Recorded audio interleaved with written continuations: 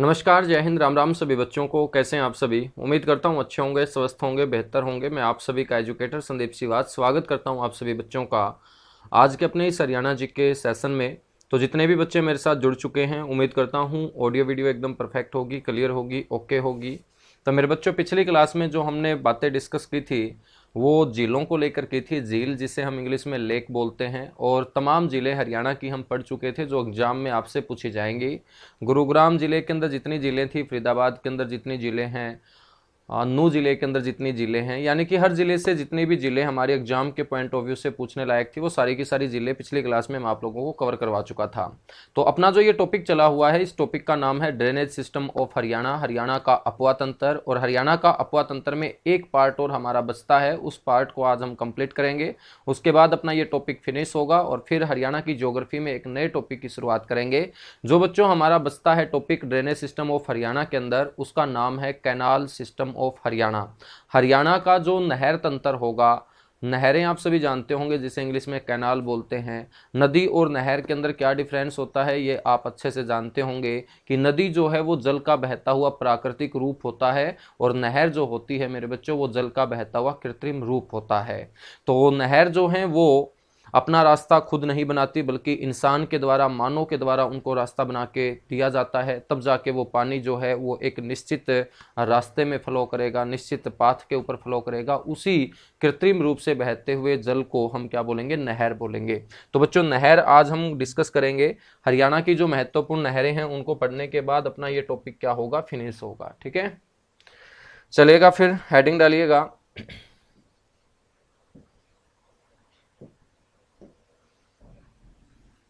हरियाणा की प्रमुख नहरें।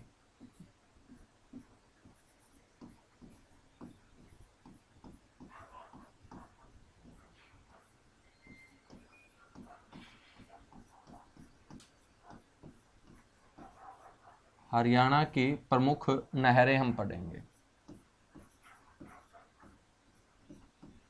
नहरें जो निकाली जाती हैं बच्चों, या तो डैम से निकाली जाती हैं या डायरेक्ट नदियों से ही निकाल दी जाती हैं। जो नहरें डैम से निकलेंगी, उन नहरों से आने वाला जो जल है वो हमेशा आपको कांच की तरह साफ नजर आएगा।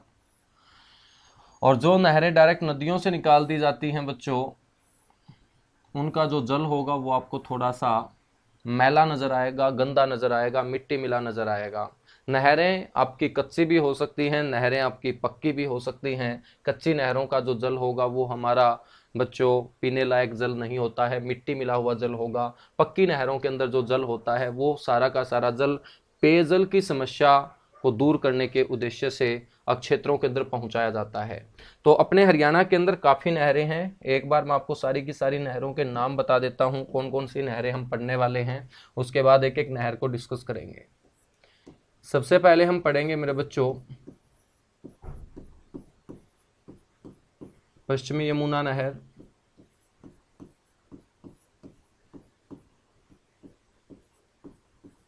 पश्चिमी यमुना नहर जिसे हम बोलेंगे वेस्टर्न यमुना कैनाल। फिर पश्चिमी यमुना नहर की जो ब्रांच होंगी उनको पढ़ेंगे। पश्चिमी यमुना नहर की जो ब्रांच होंगी, ब्रांच जिसे हम बोलेंगे शाखाएं।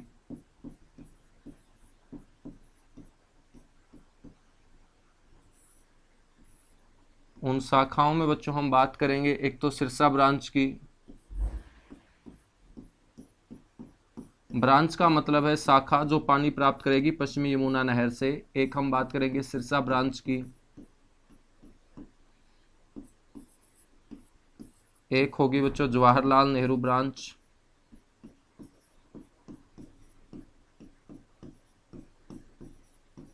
जवाहरलाल नेहरू नहर। एक हम पढ़ेंगे हांसी बुटाना ब्रांच।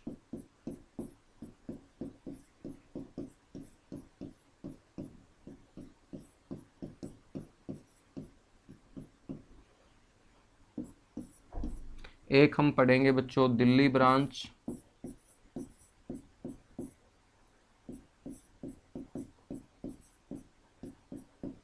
एक हम पढ़ेंगे मुनक नहर। मुनक नहर। एक हम पढ़ेंगे बच्चों यहाँ से आपकी जो नहर होगी या ब्रांच होगी सुंदर ब्रांच। तो पश्चिमी यमुना नहर से जो जो नहरें पानी प्राप्त करेंगी वो बच्चों ब्रांच कहलाएंगी, शाखाएं कहलाएंगी। तो इन सारी की सारी नहरों को हम डिस्कस करेंगे। पश्चिमी यमुना नहर के बाद दूसरी जो हमारी नहर होगी बड़ी हरियाणा के अंदर, वो होगी भाखड़ा नहर। भाखड़ा नहर। और बच्चों भाखड़ा नहर की जो जो शाखाएं होंगी वो हम पढ़ेंगे।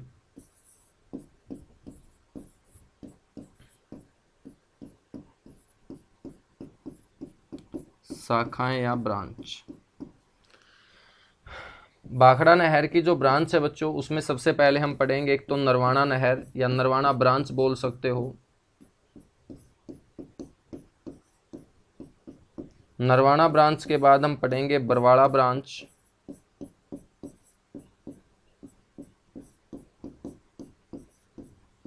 बरवाड़ा ब्रांच।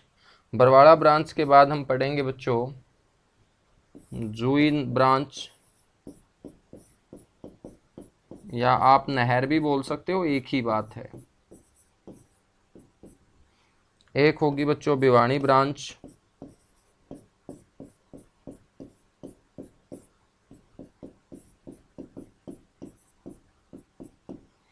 एक होगी बच्चों सिद्धमुख ब्रांच।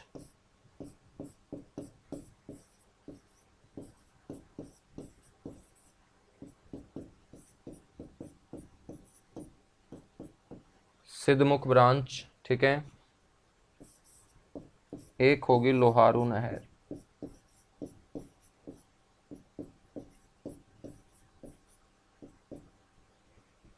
लोहारू नहर, ठीक है।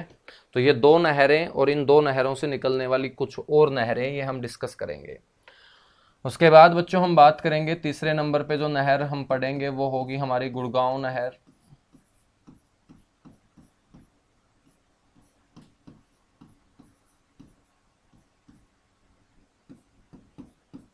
एक हम पढ़ेंगे दादूपुर नलवी नहर। और मेरे बच्चों एक हम पढ़ेंगे कौन सी नहर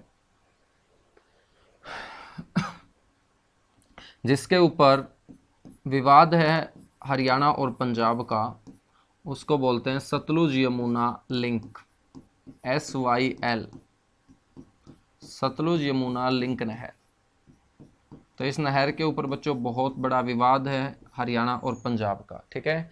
तो इन नहरों को हम क्या करने वाले हैं, डिस्कस करने वाले हैं। तो सारे के सारे जो है ना एक बार नोट कर लीजिएगा, उसके बाद फिर हम आगे बढ़ेंगे। उसके बाद फिर हम आगे बढ़ेंगे।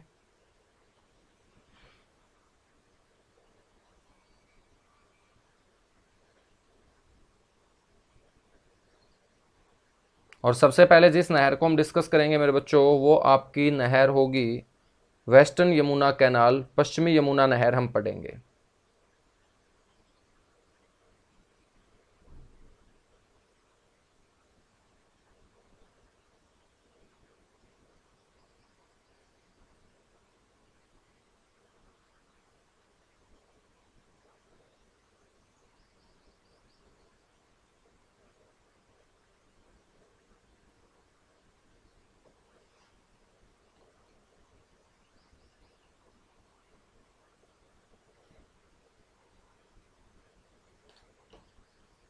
चलिएगा बच्चों, हेडिंग डालिएगा। फिर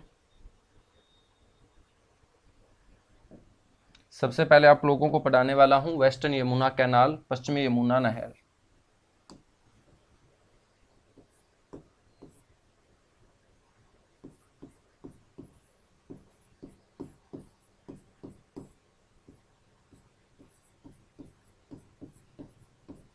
बड़े इंपॉर्टेंट नहर है बच्चों, और एग्जाम के अंदर जब भी नहर से क्वेश्चन पूछेगा, या तो पश्चिमी यमुना नहर से पूछता है या भाखड़ा नहर से सबसे पहले क्वेश्चन पूछा जाता है। पश्चिमी यमुना नहर को हम इंग्लिश में भी आपको ध्यान रखना है वेस्टर्न यमुना कैनाल। तो शॉर्ट फॉर्म में इसे क्या बोल देंगे, WYC बोल देंगे।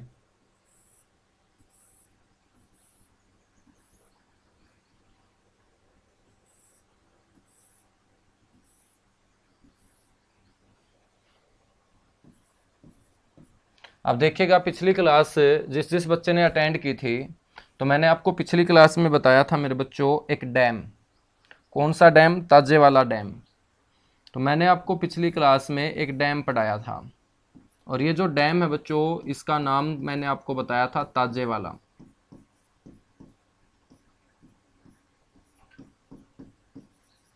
इसका नाम क्या बताया? ताजे वाला बांध। ताजे वाला जो बांध है बच्चों, ये मैंने आपको बताया था कि कौन सी नदी पे है सर? ये यमुना नदी पर है सर।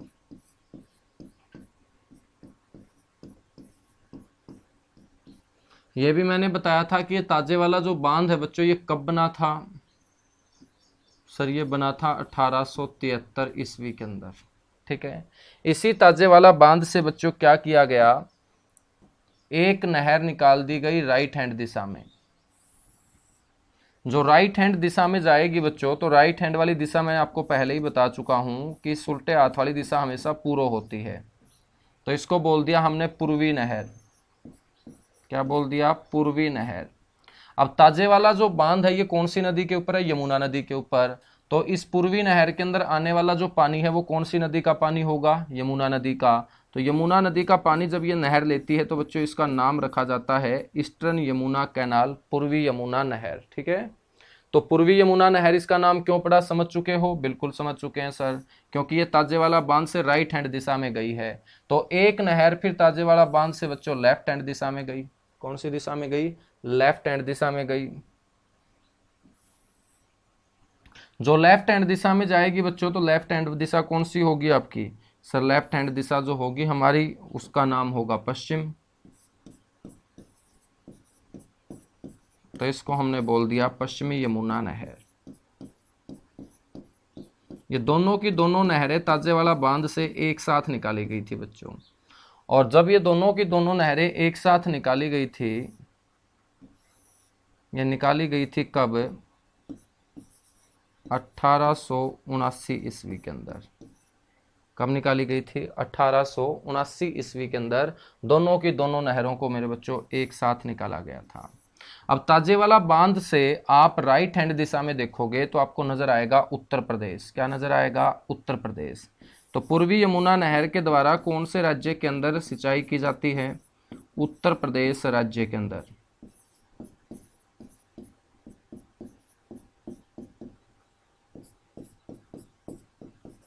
कौन से राज्य में सिंचाई? उत्तर प्रदेश राज्य में सिंचाई। और बच्चों ताजे वाला बांध से खड़े होकर आप लेफ्ट हैंड दिशा में देखोगे ना, तो आपको नजर आएगा पूरा का पूरा अपना हरियाणा। हरियाणा राज्य में सिंचाई।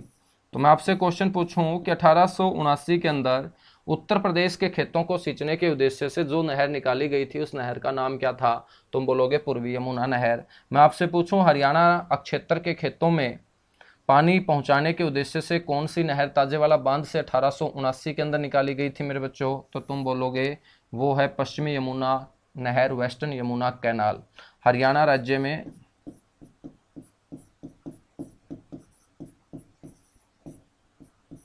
सिंचाई के उद्देश्य से।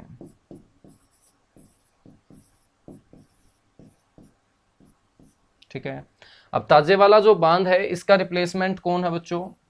ताजे वाला बांध का रिप्लेसमेंट है हथनी कुंड बैराज।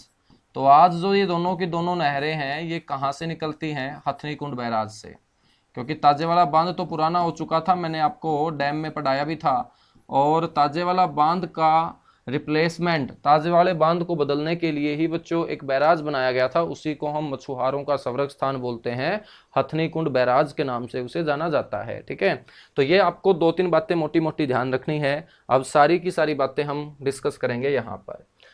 सबसे पहला जो पॉइंट है, आप लोगों को पता होना चाहिए कि ये जो पश्चिमी यमुना नहर है, इसकी जो खुदाई है वो सबसे पहले मेरे बच्चों 12वीं सदी के अंदर की गई थी। कौन सी सदी के अंदर की गई थी? 12वीं सदी के अंदर। तो आपको सबसे पहले पता होना चाहिए, सबसे पहले इस नहर की खुदाई।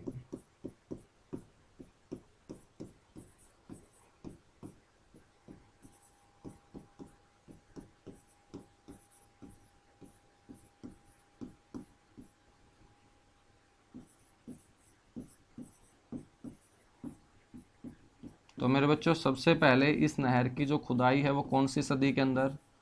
सर 12वीं सदी में। ठीक है। और 12वीं सदी के अंदर आप सभी जानते हैं किसका युग चल रहा था? पृथ्वीराज चौहान का।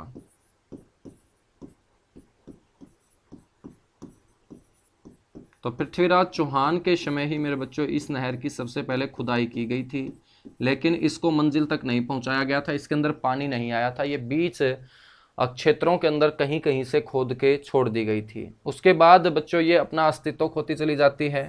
दोबारा से इसको खोदने का जो श्रेय जाता है वो फिरोज शाह तुगलक को जाता है।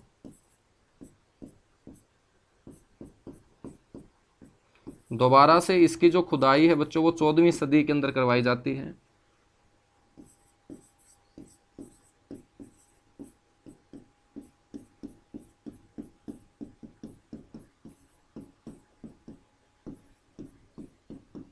और 14वीं सदी के अंदर नहरों के लिए जाने जाते हैं बच्चों कौन? फिरोज शाह तुगलक।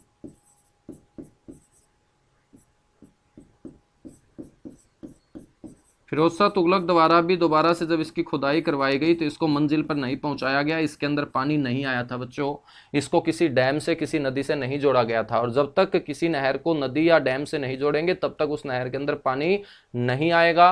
तो फिरोज शाह तुगलक ने इसकी दोबारा से खुदाई जरूर करवाने का काम किया, लेकिन इसको मंजिल तक पहुंचाने का काम नहीं किया।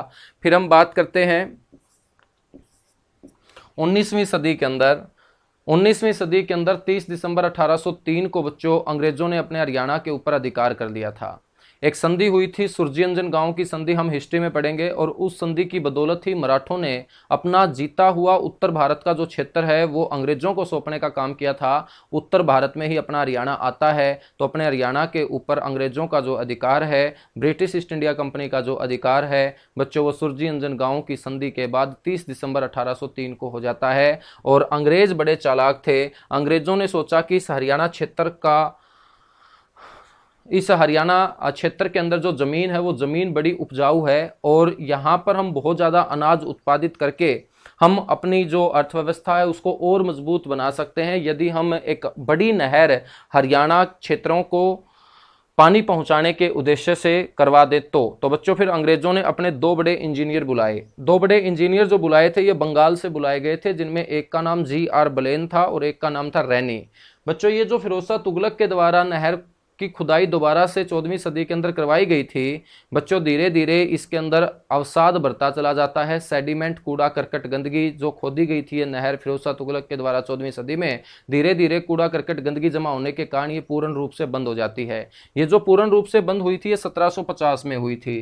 तो आपसे क्वेश्चन पूछा जा सकता है कि ये जो पश्चिमी यमुना नहर अवसादन के कारण कब बंद हुई थी? तो आप बोलेंगे वर्ष 1750 में।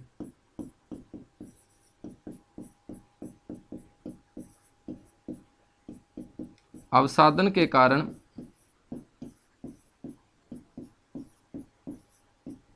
यह नहर बच्चों क्या हो गई थी? पूर्णतः बंद हो गई थी।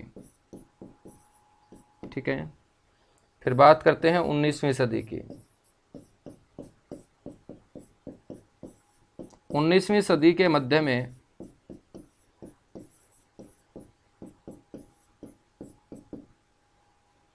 अंग्रेजों द्वारा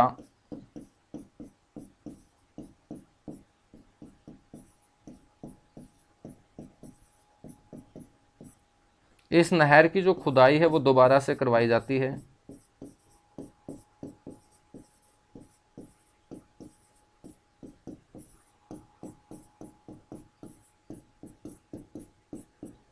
और 1879 के अंदर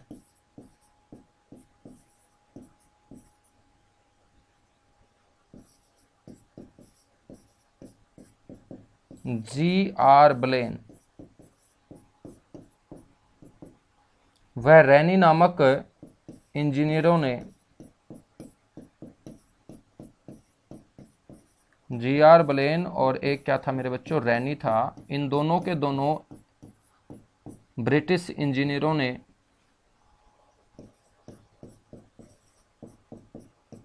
इस नहर को ताजेवाड़ा बांध से जोड़ने का काम किया था। इस नहर को बच्चों कौन से डैम से जोड़ दिया गया था सर? ताजेवाड़ा बांध से जोड़ दिया गया था।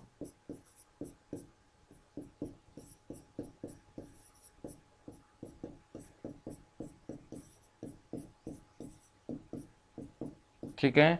जब जोड़ा गया तो इसके अंदर बच्चों पानी आना स्टार्ट हो जाता है और यहाँ से दो नहरें एक साथ अंग्रेजों ने निकालने का काम किया था। एक पूर्व की तरफ उत्तर प्रदेश के खेतों को सींचने का काम करती थी, उसे हम पूर्वी यमुना नहर बोलेंगे।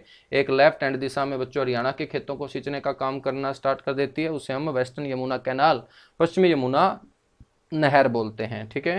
ये जो नहर है ये अपने हरियाणा की बच्चों सबसे पुरानी नहर है, आप लोगों को पता होना चाहिए। ये प्रदेश की सबसे पुरानी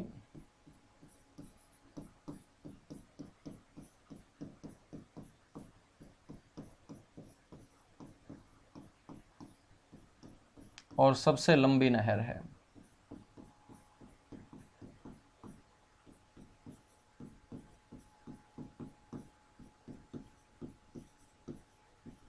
बात करें बच्चों इसकी कुल लंबाई की, इसकी जो कुल लंबाई आपको हरियाणा जीके की किताबों में लिखी हुई नजर आएगी वो 3226 लिखी हुई नजर आएगी। लेकिन बच्चों 3226 किलोमीटर लंबी नहर तो भारत में ही नहीं है। भारत की सबसे लंबी नहर आप लोग इंदिरा गांधी नहर पढ़ते होंगे। इंदिरा गांधी नहर की लंबाई भी 649 किलोमीटर है, लेकिन यहाँ पर 3226 बताया गया है। तो 3226 किलोमीटर इसकी जो लेंथ है ना बच्चों वो ब्रांचों के सहित है। यहाँ से जितनी और छोटी मोटी नहरें, छोटे मोटे जो हमारे बच्चों रजवाहे वगैरह निकाले जाएंगे ना, जो बड़ी बड़ी नालियां होती हैं, उनकी लंबाइयों को जोड़ के हम बात करें तो ब्रांचों सहित इसकी लंबाई बताई जाती है 3226 किलोमीटर। लेकिन हमें ब्रांचों से कोई लेना देना नहीं है, हमें तो इसकी मुख्य लंबाई के बारे में लेना देना है। यदि आपसे पूछ ले कि इसकी मुख्य लंबाई कितनी है तो मेरे बच्चों आपको पता होना चाहिए कि इसकी मुख्य लंबाई 325 किलोमीटर है। मुख्य का मतलब होता है खुद खुद की लंबाई। ठीक है।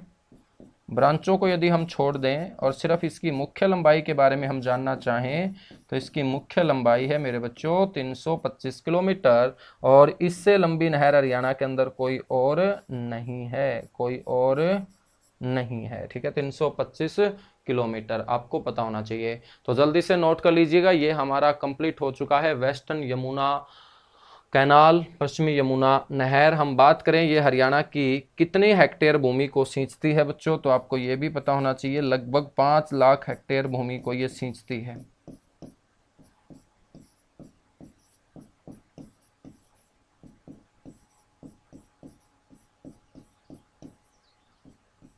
लगभग 5 लाख हेक्टेयर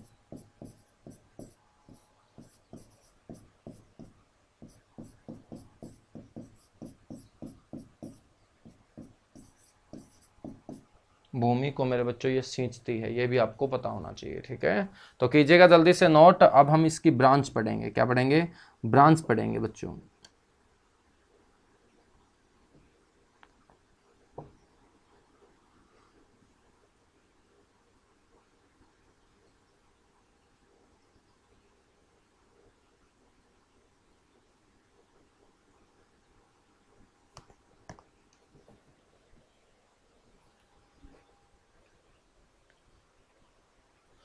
चलेगा, नोट कर चुके होंगे सारे के सारे बच्चे? बहुत अच्छे। पश्चिमी यमुना नहर के बाद हम पढ़ेंगे बच्चों नेक्स्ट जो हमारी इसकी शाखाएं होंगी। तो हेडिंग डालिएगा पश्चिमी यमुना नहर की शाखाएं।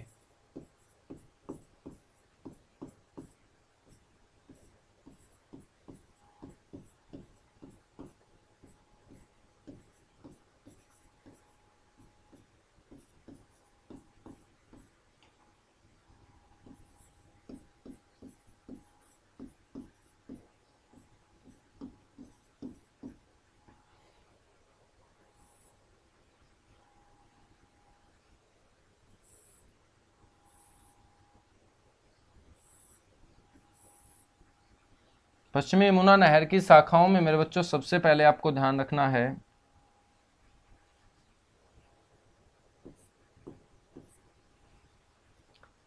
जवाहरलाल नेहरू नहर।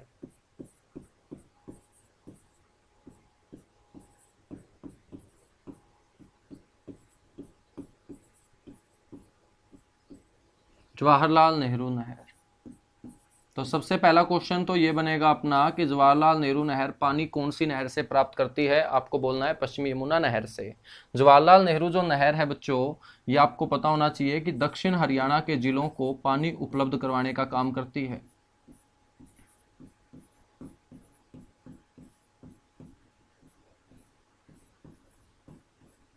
दक्षिण हरियाणा के जिलों को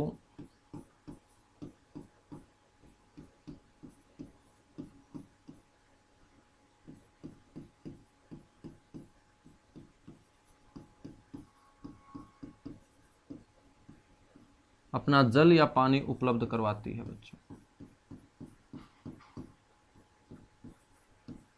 ठीक है, तो अपने हरियाणा के दक्षिण के सारे जो जिले हैं वो बच्चों टिके हुए हैं कौन सी नहर के पानी के ऊपर? जवाहरलाल नेहरू नहर के पानी के ऊपर। तो इसे हम क्या बोल देंगे? इसे life line of south Haryana बोल देंगे। दक्षिण हरियाणा की जीवन रेखा कहा जाता है इसे।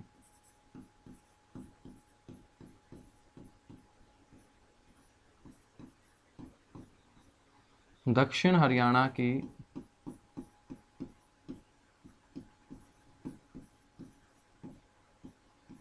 जीवन रेखा मेरे बच्चों इसे कहा जाता है। ठीक है, life line of south Haryana इसे कहा जाता है। बात करें ये निकाली गई कहां से है? ये निकाली गई है बच्चों खूबड़ू ब्रांच से, खूबड़ू हेड से। खूबड़ू हेड सोनीपत। खूबड़ू गांव मशरूम की खेती के लिए भी जाना जाता है, मशरूम जिसे आप खुम भी बोलते हैं। तो खूबड़ू हेड सोनीपत से मेरे बच्चों इस नहर को निकाला गया है।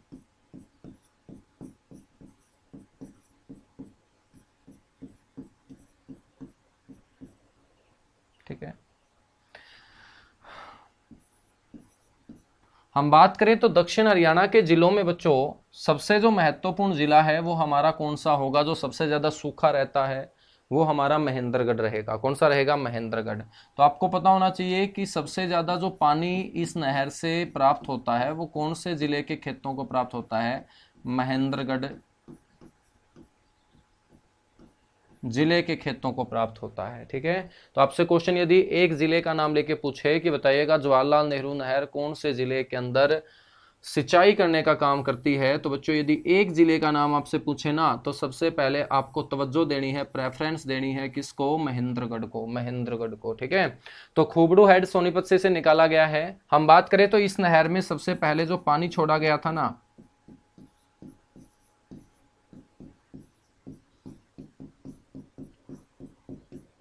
इस नहर में सबसे पहले जो पानी छोड़ा गया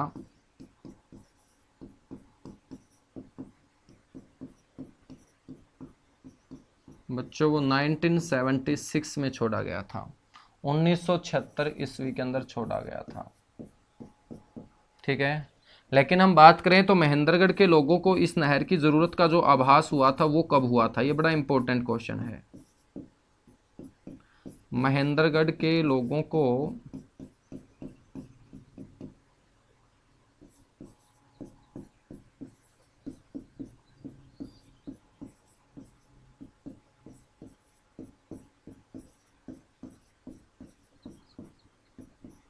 इस नहर की जरूरत का आभास, बच्चों किसी भी चीज की जरूरत का आभास कब हमें होता है? हमें तब होता है जब हमारे ऊपर क्या आ जाए? संकट आ जाए। क्या आ जाए? संकट आ जाए, है ना। और महेंद्रगढ़ के लोगों के ऊपर संकट आया था, क्यों? क्योंकि 1987 के अंदर 1987 के अंदर महेंद्रगढ़ के अंदर बच्चों भयंकर अकाल और सूखा पड़ा था। 1987 के अंदर महेंद्रगढ़ के अंदर भयंकर अकाल और सूखा पड़ा था, जिसके चलते यहाँ पर खेतों में खड़ी फसल खराब होना शुरू हो गई थी। लेकिन फिर इस महेंद्रगढ़ के खेतों के अंदर खड़ी हुई फसलों को बचाने के लिए इस नहर में पानी छोड़ा गया था। और इस नहर में पानी छोड़ के जब महेंद्रगढ़ के खेतों में खड़ी हुई फसलों को बच्चों खराब होने से बचाया गया, तब लोगों के दिमाग में ये बात गई कि आज हम जो जिंदा हैं, आज हमारे पास जो खाने के दाने घर में आए हैं, वो इस नहर के अंदर पानी छोड़े जाने के कारण आए हैं। और उन्होंने बच्चों ये मन ही मन आभास जो है व्यक्त किया था कि आज यदि हमारे पास ये नहर ना होती तो हमारे घर में खाने के भी दाने नहीं होने वाले थे। तो जब भी संकट आता है तभी उस चीज की जरूरत का हमें आभास होता है। तो महेंद्रगढ़ के लोगों को इस नहर की जरूरत का आभास कौन से साल हुआ था? 1987 में हुआ था। आपसे क्वेश्चन पूछेगा कि कौन सी फसल को बचाया गया था इस नहर के अंदर पानी छोड़ के महेंद्रगढ़ जिले के खेतों को या फसलों को? तो आपको पता होना चाहिए वो फसलें कौन सी होंगी जिन फसलों को पानी की ज्यादा जरूरत होती है। और पानी की ज्यादा जरूरत होती है कौन सी फसल को? खरीफ की फसल को, जिन्हें आप गर्मियों में बोओगे, जैसे आप कपास है, कपास के साथ साथ हम धान की बात करते हैं, गन्ने की बात करते हैं, धान को हम चावल भी बोल देते हैं, ठीक है। तो ये सारी की सारी जो फसलें होती हैं इनको पानी की आवश्यकता ज्यादा होती है। तो आपको ध्यान रखना है महेंद्रगढ़ जिले की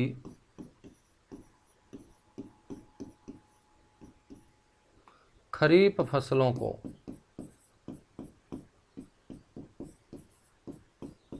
वर्ष 1987 में बचाया गया था बच्चों।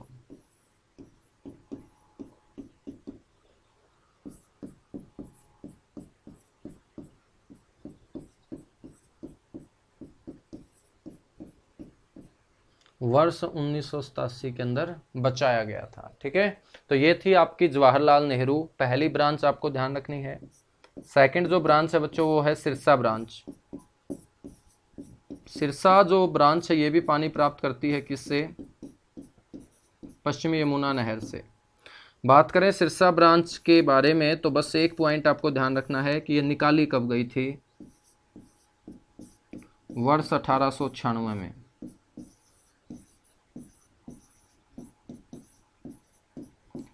इंद्री से बच्चों इसे निकाला गया था।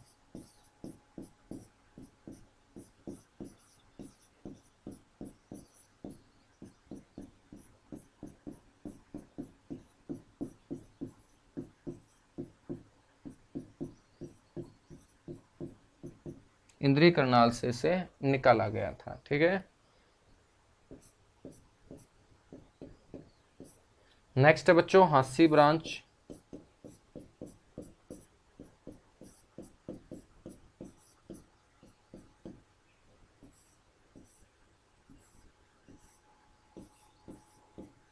हांसी ब्रांच, हांसी जो ब्रांच है ये आपको पता होना चाहिए कि ये कहाँ से निकाली गई। ये मुनक से निकाली गई थी। मुनक कहाँ है बच्चों? करनाल के अंदर है। कहाँ है?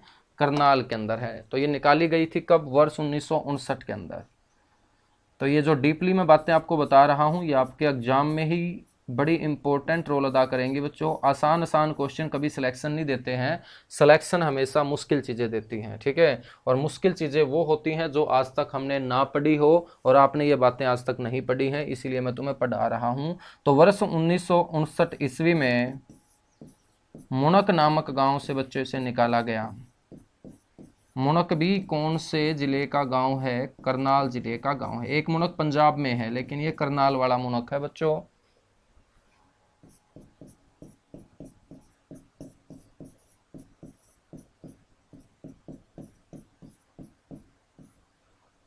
ठीक है। हांसी ब्रांच के बाद नेक्स्ट आपको जो ध्यान रखना है वो ध्यान रखना है मुनक नहर। अब मुनक नहर कहाँ से निकाली गई होगी? मुनक नहर निकाली गई होगी सर मुनक गांव करनाल से ही। तो बच्चों ये जो नहर है ये अपने भारत की राजधानी दिल्ली को पानी उपलब्ध करवाए जाने के उद्देश्य से निकाली गई थी और दिल्ली सरकार और हरियाणा सरकार के बीच इस नहर को बनाए जाने को लेकर एक एग्रीमेंट होता है, एक समझौता होता है। ये समझौता होता है दोनों सरकारों के बीच 1996 के अंदर, 1996 के अंदर। तो मुनक जो नहर है बच्चों ये आपको पता होना चाहिए इसके बारे में कि दिल्ली सरकार और हरियाणा सरकार के बीच इस नहर को बनाए जाने को लेकर जो समझौता हुआ था वो कब हुआ था? दिल्ली सरकार व हरियाणा सरकार के बीच समझौता।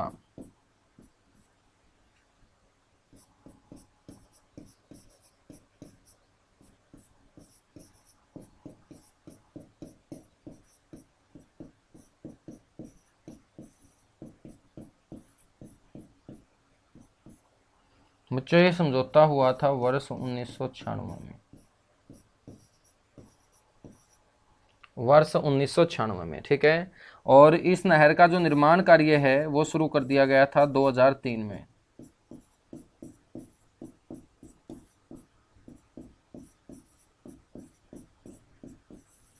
नहर निर्माण कार्य जो शुरू है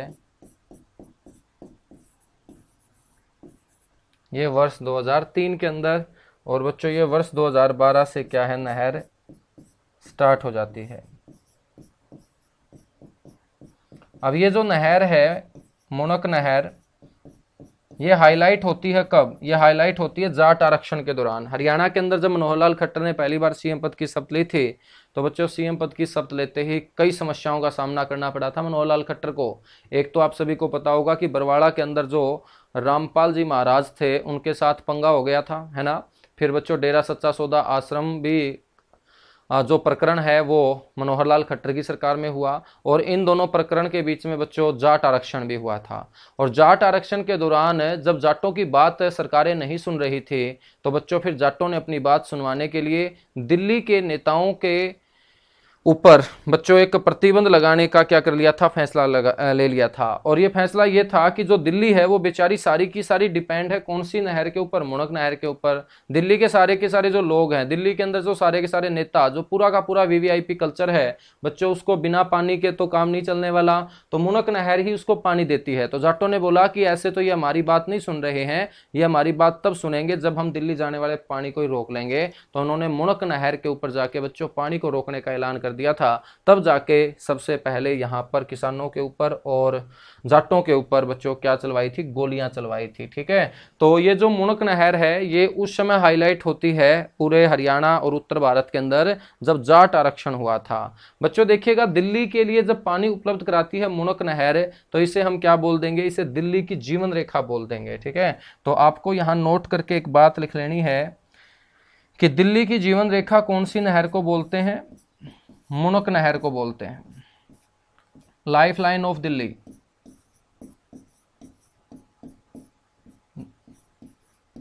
जल ही जीवन है बच्चों, जब जल ही नहीं होगा तो जीवन चलेगा ही नहीं।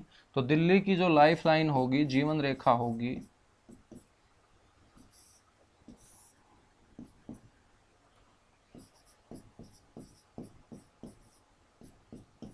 वो आपकी मुनक नहर होगी।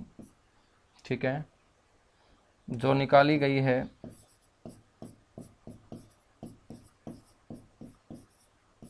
मुनक गांव करनाल से।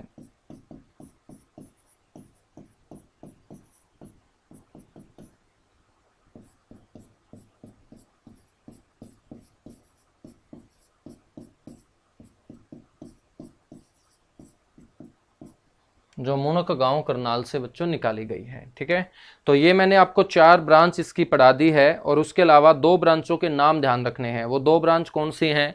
एक तो है आपकी वो दिल्ली ब्रांच, ठीक है, और एक मेरे बच्चों है आपकी सुंदर ब्रांच। सुंदर ब्रांच जो है ये आपकी हांसी की तरफ आती है और हांसी और भिवानी जिले के कई गांवों को बच्चों पानी उपलब्ध करवाती है। कौन सी ब्रांच?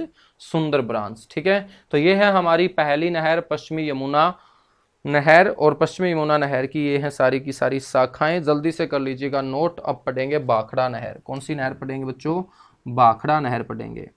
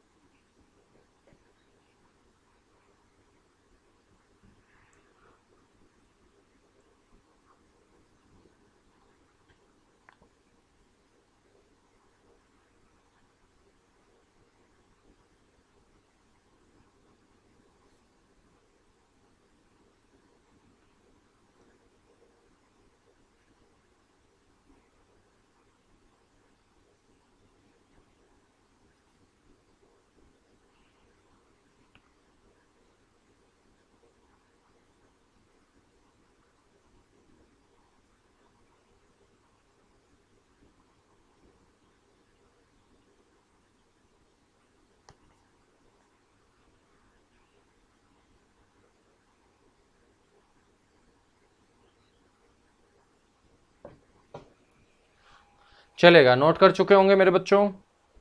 तो आज अपना ये टॉपिक कंप्लीट करेंगे और उसके बाद फिर कल से शुरुआत करेंगे एक नए और टॉपिक की। वो भी एक लेंथी टॉपिक होगा। तो 2-3 जो टॉपिक हैं ज्योग्राफी के अंदर वो काफ़ी लेंथी हैं। उसके बाद छोटे छोटे टॉपिक होंगे। डेली एक क्लास में एक टॉपिक अपना फिर कंप्लीट हो जाया करेगा। तो सिलेबस जो है हमारा, हमारे पास अभी 2 महीने हैं ना, तो 2 महीने में मैं आपका सिलेबस अच्छे से कवर करवा दूंगा। सिलेबस की चिंता मत करना बस। तो 2 से 2.5 महीने में अपना सिलेबस अच्छे से हो जाएगा।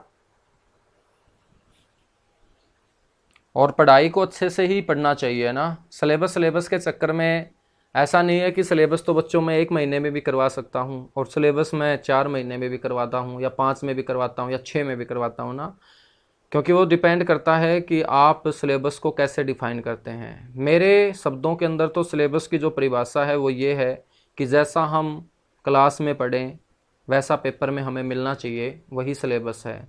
और बच्चों जितना भी तुम पढ़ के जाओगे, यदि पेपर में हमारे क्वेश्चन कवर ही नहीं होंगे तो वो सिलेबस बच्चों अपने काम का था ही नहीं, ठीक है। तो सिलेबस जो होगा ना वही माना जाएगा सिलेबस अच्छा, जो हम क्लास में पढ़ते हैं, जो आप समय दे के अब क्लास में मेरी क्लास अटेंड कर रहे हो और जब पेपर में बैठोगे same to same ditto question आपको वहाँ पेपर में देखने को मिलेंगे, पढ़ने को मिलेंगे, तभी तो दिल क्या होगा, खुश होगा। और यही सिलेबस हमारे क्या है, काम का माना जाएगा, ठीक है।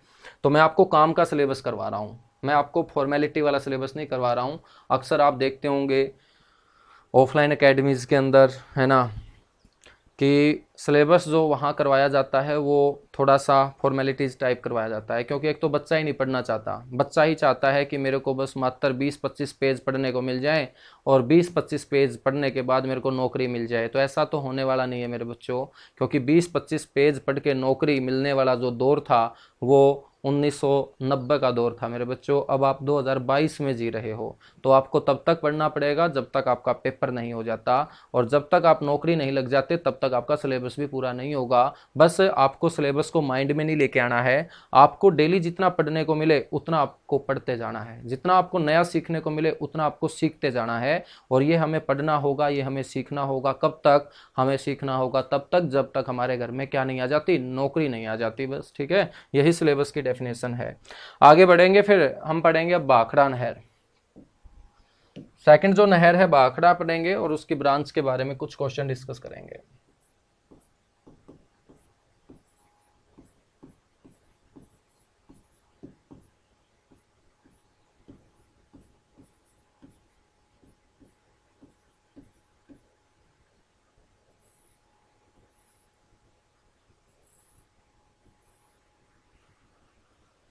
भाखड़ा नहर, ठीक है मेरे बच्चों। सबसे पहला पॉइंट आपको पता होना चाहिए कि भाखड़ा नहर कहां से निकाली गई है। ये निकाली गई है पंजाब से।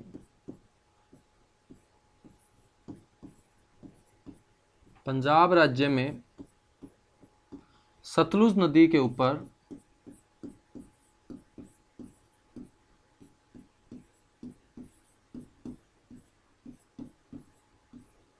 नांगल नाम के गांव के अंदर एक डैम बनाया गया, जिसे हम बोलेंगे नांगल बांध।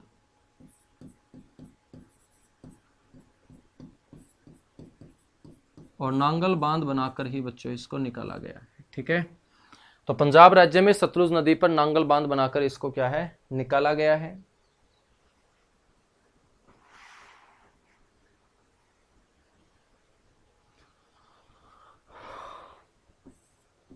बच्चों हम बात करें, भाखड़ा नहर पंजाब राज्य के जिलों में बहते हुए हरियाणा में एंटर जो करेगी वो सबसे पहले करेगी टोहाना के अंदर।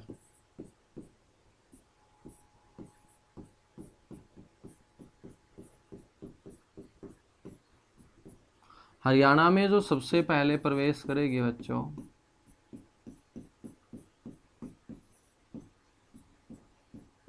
वो करेगी टोहाना फतेहाबाद।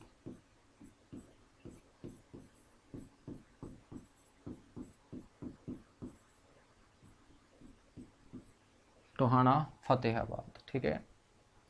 ये जो टोहाना है, जब इस टोहाना के अंदर भाखड़ा नहर एंटर करती है तो मेरे बच्चों इस भाखड़ा नहर से अलग अलग दिशाओं में 5 नहरें एक साथ निकाल दी जाती है। ये हरियाणा का वो शहर है जहां से सबसे ज्यादा संख्या में 5 नहरें निकलती हैं एक साथ भाखड़ा नहर से। तो बच्चों इसीलिए इसे हरियाणा में बोल देते हैं नहरों का नगर। तो आपसे क्वेश्चन पूछ ले कि नहरों का नगर किसे कहा जाता है, तो नहरों का नगर बोल सकते हैं, या बच्चों इसे हम इंग्लिश में बोल देंगे कैनाल सिटी। कैनाल को नहर ही बोलते हैं, कैनाल सिटी ऑफ हरियाणा। तो कौन होगा? वो टोहाना होगा। क्यों होगा? क्योंकि यहां से 5 नहरें अलग अलग दिशा में और निकाली जाती है। बच्चों बात करें भाखड़ा नहर का जो निर्माण है,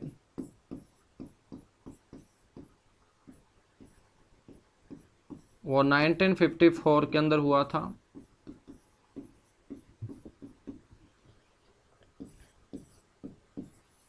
बात करें मेरे बच्चों इसके उद्घाटन की, तो इसका उद्घाटन तत्कालीन भारत के प्रधानमंत्री जवाहरलाल नेहरू द्वारा किया गया था।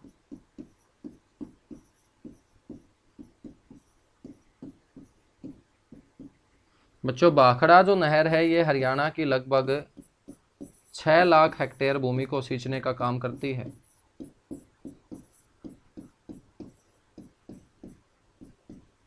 प्रदेश की लगभग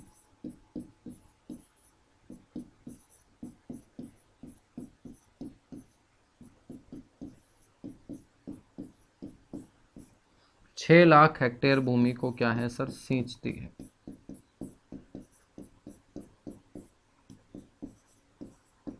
बच्चों आपको यह भी पता होना चाहिए कि 1 हेक्टेयर जो होता है ना, ये किसके इज इक्वल टू होता है सर, 2.5 एकड़ के।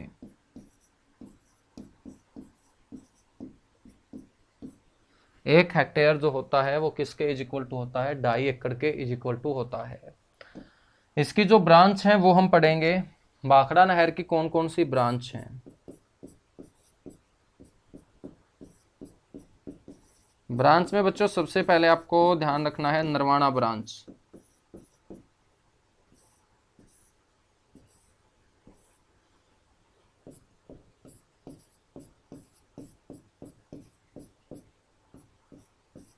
नरवाना ब्रांच तो जींद जिले की नरवाना तहसील और कलायत क्षेत्र के कई गांवों के अंदर बच्चों सिंचाई करने का काम करती है कौन सी ब्रांच, नरवाना ब्रांच। ठीक है, तो नरवाना ब्रांच जो सिंचाई करेगी ये बच्चों नरवाना तहसील और कलायत। कलायत जो है ना बच्चों ये कैथल का हिस्सा है, नरवाना जींद जिले की तहसील है।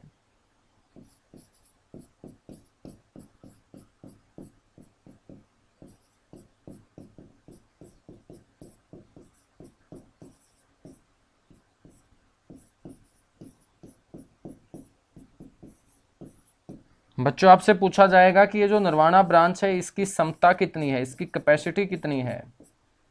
बच्चों इसकी जो क्षमता है वो आपको ध्यान रखना है 2700 क्यूसेक है। सर ये क्यूसेक क्या है मेरे बच्चों, जब पानी खड़ा होगा, जब पानी एक जगह के ऊपर स्थिर होगा तो हम पानी को लीटर के अंदर माप सकते हैं, लेकिन जो बहता हुआ पानी होता है तो बच्चों हम उसको लीटर में थोड़ी माप सकते हैं। हम ये थोड़ी बता सकते हैं कि इस नहर के अंदर इतना लीटर पानी है, लेकिन हम तालाब के अंदर तो लीटर में पानी भर सकते हैं कि हमने इतना लीटर पानी इस तालाब के अंदर ठोक दिया है ना। तो बच्चों जो बहता हुआ पानी होता है, जो फ्लो करता हुआ वाटर होता है, तो फ्लो होते हुए पानी को मापने की जो इकाई होती है वो क्या होती है, क्यूसेक होती है। बहते हुए पानी को मापने की इकाई होती है क्यूसेक। तो सर हमें कैसे पता चलेगा कितना पानी बह के आगे निकल गया। मेरे बच्चों 1 क्यूसेक जो होता है ना, 1 क्यूसेक पानी, वो आपको पता होना चाहिए 28.317 लीटर प्रति सेकंड होता है। इसका मतलब है 1 सेकंड के अंदर इतने लीटर पानी फ्लो करके जब आगे निकल जाएगा, 1 सेकंड के अंदर जब इतने लीटर पानी फ्लो करके आगे निकल जाएगा तो हम बोल देंगे कि कितने क्यूसेक पानी हो चुका है, 1 क्यूसेक पानी हो चुका है। ठीक है, तो बच्चों 1 सेकंड के अंदर इतने लीटर पानी जब बह के आगे निकल जाता है तो उसी को बोलते हैं 1 क्यूसेक। तो नरवाना नहर के अंदर 1 सेकंड में 2700 को गुणा करोगे 28.317 लीटर से, इतने लीटर पानी बह के आगे निकलता है। ठीक है, ये जो नरवाना ब्रांच है ये पानी उपलब्ध करवाती है बच्चों किसको, एक तो ब्रह्म सरोवर को, कुरुक्षेत्र का ब्रह्म सरोवर, ये किसको पानी उपलब्ध करवाती है, ब्रह्म सरोवर को बच्चों।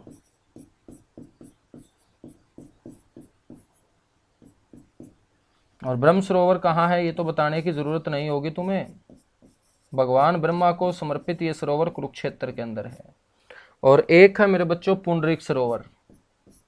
इस पुंडरीक सरोवर को लेके मान्यता ये है लोगों में कि सतयुग से लेकर अब तक ये एक बार भी नहीं सूखा है। और लेकिन अब बच्चों जब ये सूखना शुरू हुआ तो इस पुंडरीक सरोवर के अंदर पानी उपलब्ध करवाती है कौन सी नहर,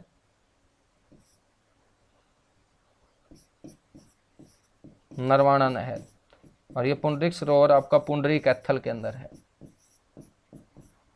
कहाँ है सर, पुंडरी कैथल के अंदर है। तो ये है आपकी कौन सी branch, Narwana branch.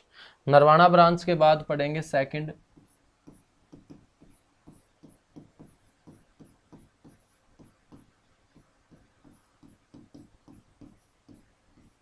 Barwada branch. Barwada branch की क्षमता ध्यान रख लेना 1700 क्यूसेक।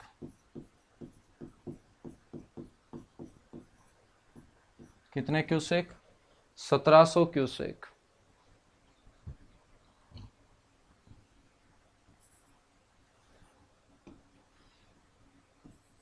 बच्चों हम बात करें जल उपलब्ध करवाती है ये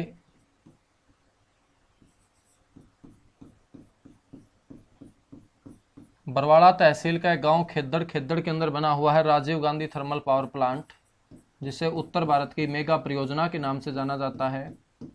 इसी Rajiv Gandhi thermal power plant, जिसे हम हिंदी में तापीय विद्युत संयंत्र बोलेंगे,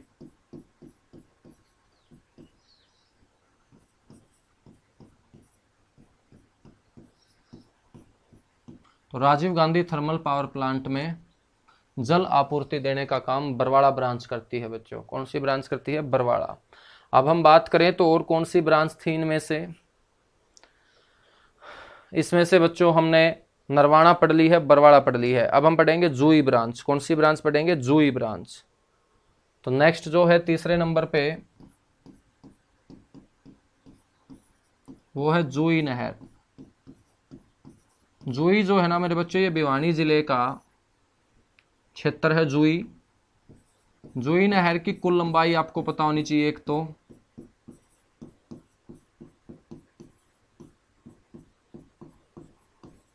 170 किलोमीटर है। कितने किलोमीटर है, 170 किलोमीटर है। जूही नहर का जो निर्माण है ना बच्चों, वो चौधरी बंसीलाल के द्वारा करवाया गया था।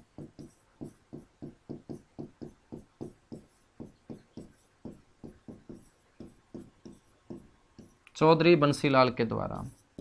यही कारण है कि 2008 के अंदर इसका नाम हरियाणा की विधानसभा के अंदर बच्चों कर दिया जाता है सहमति से, बंसीलाल नहर।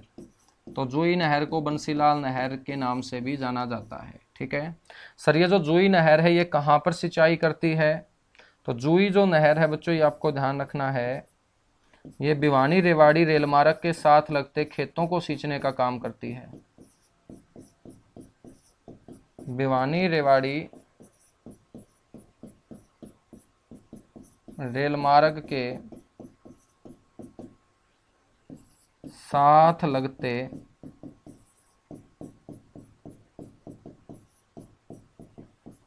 क्षेत्रों में मेरे बच्चों क्या करती है, सर सिंचाई करती है। ठीक है, जूही नहर के बाद जो नेक्स्ट नहर है 4 नंबर पे जो इसकी ब्रांच है वो है मेरे बच्चों भिवानी नहर।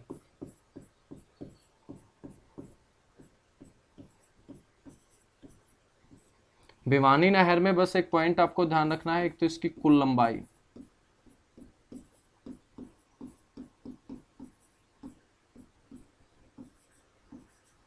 220 किलोमीटर है बच्चों। एक इस भिवानी नहर का दूसरा नाम आपको ध्यान रखना है, इसका दूसरा जो नाम है वो वीरेंद्र नारायण चक्रवर्ती नहर है बच्चों। वीरेंद्र नारायण चक्रवर्ती अपने हरियाणा के सबसे लंबे समय तक राज्यपाल रहे थे, 1967 से लेकर 76 तक। और एक ऐसे राज्यपाल है बच्चों जिनकी मृत्यु कार्यकाल के दौरान हो गई थी। वीरेंद्र नारायण चक्रवर्ती 1976 के अंदर मृत्यु को प्राप्त हुए थे, हरियाणा के दूसरे राज्यपाल हुए हैं ये, और इन्हीं के नाम पर इसका नाम है वीरेंद्र नारायण चक्रवर्ती नहर। नेक्स्ट जो ब्रांच है इसकी वो है आपकी लोहारू नहर। लोहारू नहर में भी सिर्फ 2 बातें ध्यान रखनी है आप लोगों को, एक तो इस लोहारू नहर की कुल लंबाई ध्यान रखनी है।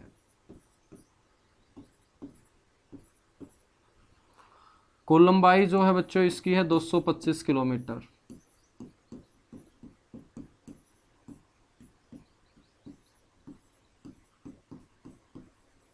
कुल लंबाई है 225 किलोमीटर। और इसका जो दूसरा नाम है वो है इंदिरा गांधी नहर। ये वो इंदिरा गांधी नहर नहीं है जो भारत की सबसे लंबी नहर है, ये अपने हरियाणा की लोहारू नहर का दूसरा नाम है इंदिरा गांधी नहर।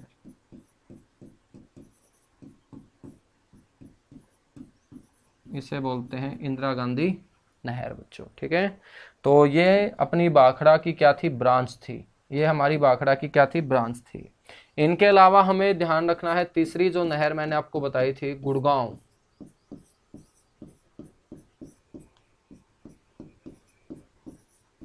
बस एक दो नहर और है, ये पढ़ लेते हैं, फिर नए टॉपिक की शुरुआत करेंगे। गुड़गांव जो नहर है बच्चों, ये दिल्ली के ओखला बैराज से निकाली गई है। ओखला एक गांव का नाम है, इस गांव के अंदर एक बैराज बनाया गया, और ये जो बैराज बनाया गया है बच्चों, वो दिल्ली से गुजरने वाली कौन सी नदी के ऊपर, यमुना नदी के ऊपर।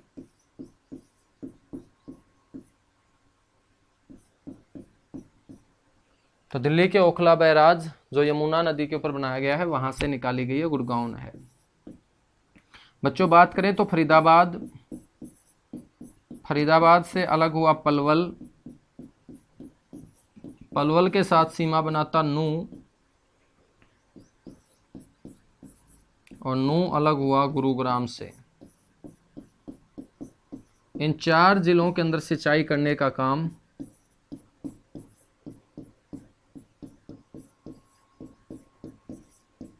और इन जिलों की लगभग 3.5 लाख हेक्टेयर भूमि,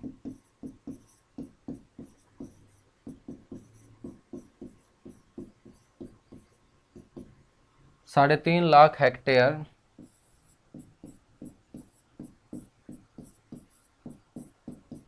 भूमि को सींचने का काम करती है बच्चों। कौन सी नहर, गुड़गांव नहर, ठीक है। गुड़गांव नहर के बाद नेक्स्ट आपको मैंने बताया था दादूपुर नलवी नहर।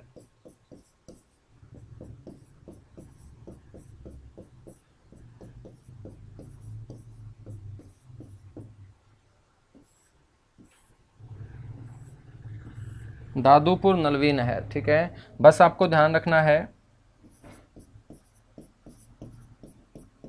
यमुनानगर व अंबाला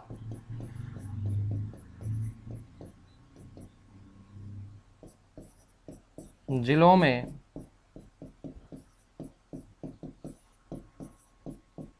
जल उपलब्ध करवाने के लिए बच्चों ये जो नहर है ये बनाई जानी शुरू भी नहीं हुई थी कि बच्चों किसानों ने कोर्ट में केस जीता और फिर सरकार को किसानों को वो ज़मीन वापस देनी पड़ी, क्योंकि ये किसानों के द्वारा बहुत पहले सस्ते दामों पर सरकारों ने ज़मीन खरीद ली थी, लेकिन अभी तक बच्चों इसके ऊपर प्रोजेक्ट शुरू ही नहीं किया था। तो किसानों ने बोला कि हमारी जो ज़मीन है वो सस्ते दामों में गई है और हमें ज़मीन अब हमारे आज के हिसाब से जो दाम है ज़मीनों के, उस हिसाब से हमें मुआवजा मिलना चाहिए।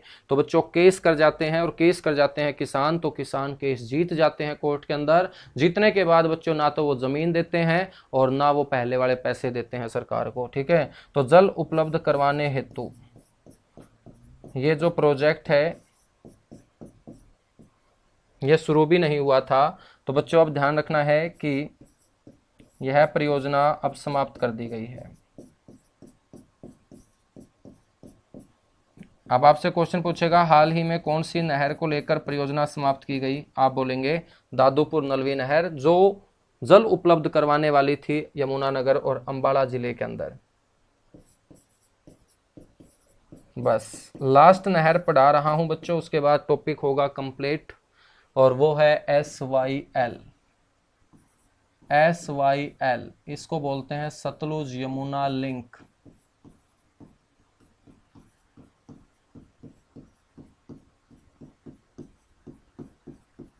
सतलुज यमुना लिंक नहर, ठीक है बच्चों। ये जो SYL है ये गठन के समय से ही हरियाणा और पंजाब के बीच विवाद का कारण है।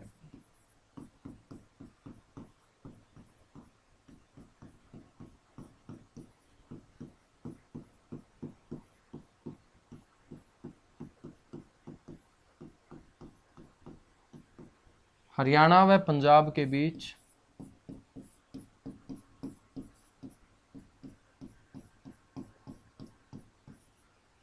विवाद, ठीक है, का कारण है। हरियाणा वालों ने तो बच्चों इस नहर की खुदाई अपनी साइड से कर दी, लेकिन पंजाब जो है उसने इस नहर की खुदाई नहीं करवाई, और जितनी नहर पंजाब के अंदर एक बार खोदी जानी शुरू की गई थी उसको भी अब बच्चों पूर्ण रूप से बंद कर दिया गया है। हाई कोर्ट के अंदर और सुप्रीम कोर्ट के अंदर दोनों कोर्टों में बच्चों हरियाणा ये केस जीत भी गया है, लेकिन तब भी पंजाब मानने वाला नहीं है और अपने हरियाणा के हिस्से का पानी पंजाब नहीं दे रहा, और इसी को बोलते हैं सतलुज यमुना लिंक विवाद। बच्चों बात करें तो इस परियोजना की जो कुल लंबाई है वो 212 किलोमीटर है।